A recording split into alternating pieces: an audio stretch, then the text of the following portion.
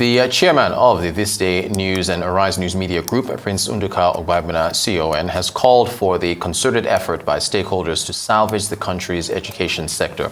Ogbagbena said there's been a huge decline in the growth of the education sector, stressing that funding of the sector should not be left to government alone. He said all hands must be on deck to revamp education and place it on the path of prosperity for the common good of society.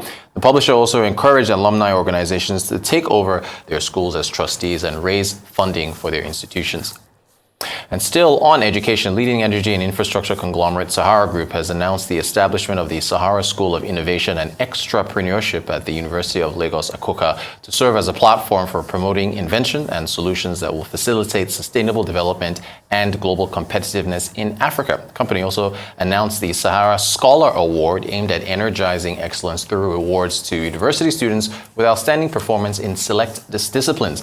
The Sahara Scholar Award will commence on the University of Lagos as a pilot scheme and progressively expand in scope across Africa. Joining us to discuss further is Ejiro Gray, who's the Director of Governance and Sustainability at the Sahara Group. Thank you so much for joining us. Good afternoon. It's my pleasure to be here. So when we talk about sustainability, climate seems to come up a lot. I think that's the first thing people think of when you say sustainability. Where's education in that conversation when you talk about sustainability? So, with sustainability, it's quite broad. Climate is just one aspect, a very important aspect, but it's not the only aspect. We must also be as intentional with, apart from preserving the environment, we must also preserve society, systems, people. Now, with education, it's a very key component of the Sustainable Development Goals. And you would find that it's the common thread linking the SDGs.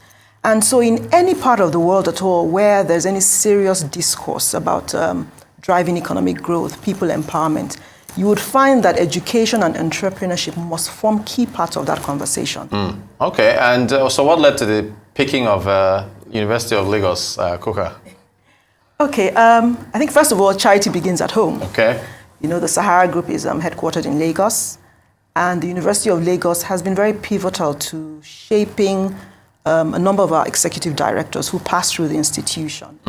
Now, being entrepreneurs themselves, they're very passionate about raising and positioning other people where they can in order to take hold and design the future, in a sense, by sort of anticipating the disruptions that will keep on coming up in different industries and sectors. So it's really important that we start to prepare. It's a form of ambidexterity, like maximizing today, but preparing for the future responsibly. And so that's really what it's about. Okay, now this is pretty ambitious. I mean, you're talking about artificial intelligence, I think a whole bunch of machine learning, a lot of tech. Yes. Can you share how much this project is going to cost, establishing this School of Innovation? Okay, so starting with the awards, there will be a one-off for 26 beneficiaries.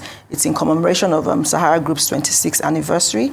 And thereafter, on an annual basis, there will be 14 beneficiaries spread across 6 departments and 14 categories. And that will be 1 million naira each. Even with the 26 beneficiaries for this year, it will be 1 million naira each as well. Yeah. But in addition to that, we will also be encouraging 3 lecturers per annum. It's going to be called the Sahara MAD grant. MAD being an acronym for making a difference. Okay, thanks for explaining that. Yes. So it's high time we started recognizing their contributions in the area and the field of academic research. Okay. So, really, at the end of the day, the quality of your students is just as good as the quality of the lecturers that you have in there. Facts. Exactly. Very true. Very true. It's important that as we're encouraging the students, we're also encouraging the lecturers and recognizing their effort in this regard. Now, regarding the facility, beyond the cost, we're putting together a team between UNILAG and the Sahara Group to look at the full ramifications of the project end to end, from the cost to the facility, the faculty, the global partnerships that will be required, because we can't do it alone. We need to learn from where other people have recorded the successes and bring that to play in this project. All right.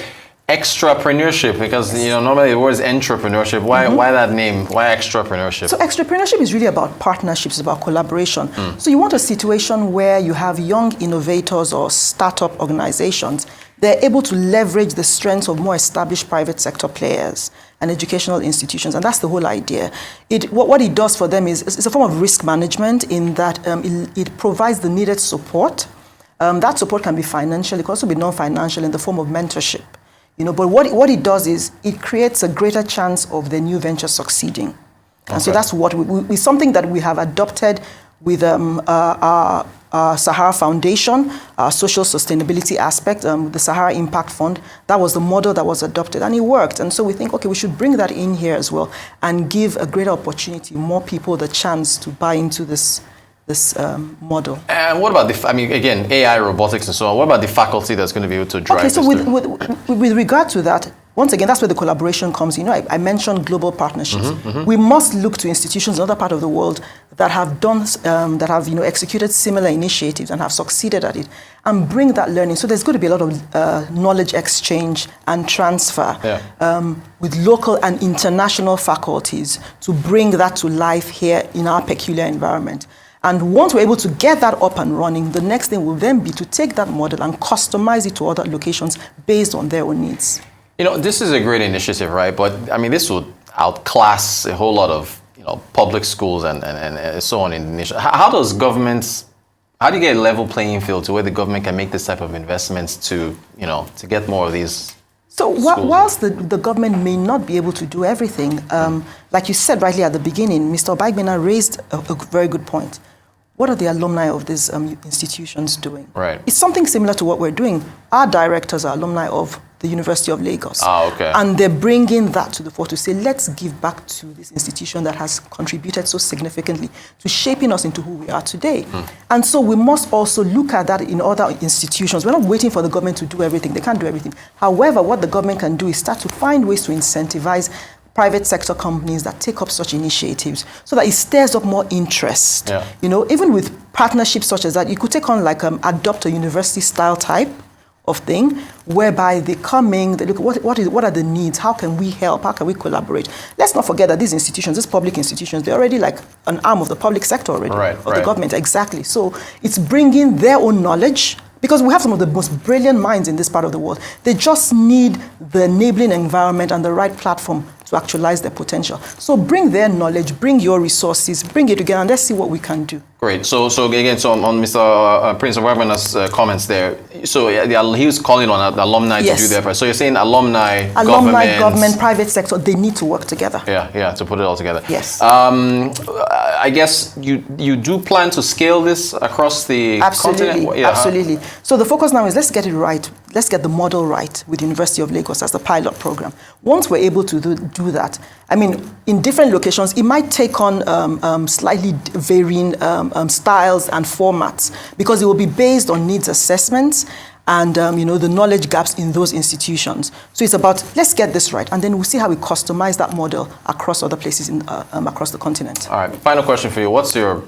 outlook for sustainability as far as the goals Africa is trying to get to? Or maybe I should minimize it to Nigeria if Africa is too wide. Okay. I think they're quite achievable, because at the end of the day, like most other things, it all depends on the policies that you put in place to drive it. However, I think what is most important is we must remember that our sustainability goals and development goals are not mutually exclusive. Right. They work hand in hand. And so in terms of the policies that drive sustainability and development, as well as the strategic plans for implementation, they must meet and align at the right intersections, such that one is not seen or deemed to be sacrificed on the altar of another.